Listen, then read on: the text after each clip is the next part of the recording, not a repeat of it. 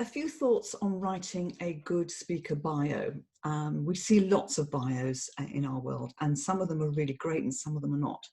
So first of all, bio, it means biography, but that does not mean that you need to tell me when you were born, where you were born, and where you went to school. If you were writing the book, I suspect that would be relevant. But when you're writing a bio, think about your audience and what are they going to want to hear. So take anything out that is really not relevant to the objective of the bio. So let's think about that first of all.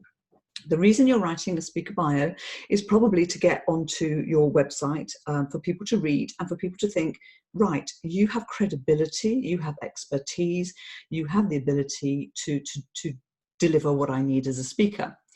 And there's three elements in that, that what you're going to talk about is who you are and what you do in your bio, absolutely. But the bit that's often missing is why. And let's not make it the why about you. If you want to share why you do it and it's relevant to your audience, that's great. But let's be honest, most people don't care about you. They're thinking about themselves. So in the same way, the audience is thinking, well, why is this relevant?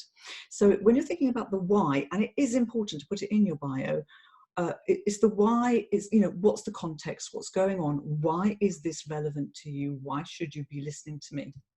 And ideally, you could start with that. In fact, I say ideally, you can start with that to hook them in as to why is it relevant, because then you've got their attention.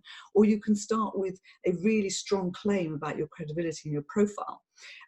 You can, if you're starting with a strong claim about your credibility and profile, it's easier to do that if you are quite known already. So if you are the world's greatest living explorer, according to the Guinness World of Records, then that's great, because then start there. It's like, wow, I'm listening. If you're not, you might want to start with the why piece, the contextual piece, to bring people in, especially if you're in a very crowded place, a very crowded market where lots of people are talking on your topic.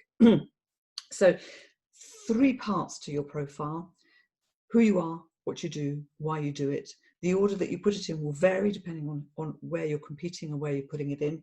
Please don't go back to, I was born in 1944 and I went and studied at Eton, and then, you know, then I joined the army. Start with, you know, the world's greatest living explorer.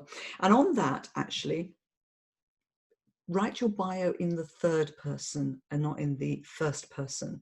It's a lot easier to read when somebody's talking about somebody else rather than a me, me, I. You don't really want to have me, me, I. So write it in the third person. So keep it short and succinct, one page ideally. Google likes lots of words. Google likes more than 300 words. So get to your 300 or so, and try not to go over that. You don't need to go much over that because people have a limited attention span, but make it easy to follow. And those are just a few thoughts. There's so much more around this. It's quite a big topic, but you should have a well-written bio. If you're struggling, get it written by somebody who knows how to write. Get a good copywriter, preferably somebody who can understand your audience. Okay, hope that's useful.